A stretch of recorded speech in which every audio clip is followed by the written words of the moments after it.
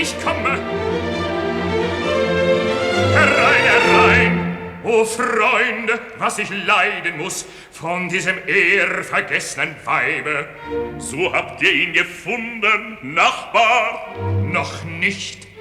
Sie widersetzt dem Suchen sich, allein umsonst, die Jagd soll gleich beginnen. Au ciel, quelle chose épouvantable! Ihr habt angerichtet eine schöne Soße. Ihr habt mich gestern ausgelacht, drum sollt ihr heute Zeugen sein von meiner fürchterlichen Rache. Nun denn, in Gottes Namen, ich will nicht länger widerstreben.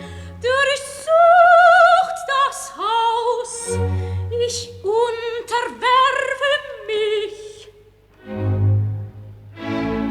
Kommt doch heraus, Frau Nachbarin, und bringt die alte Frau mit.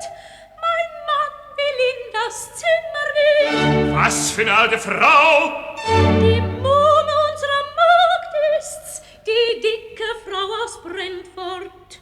Die Hexe, die Vettel, hab ich ihr nicht das Haus verboten?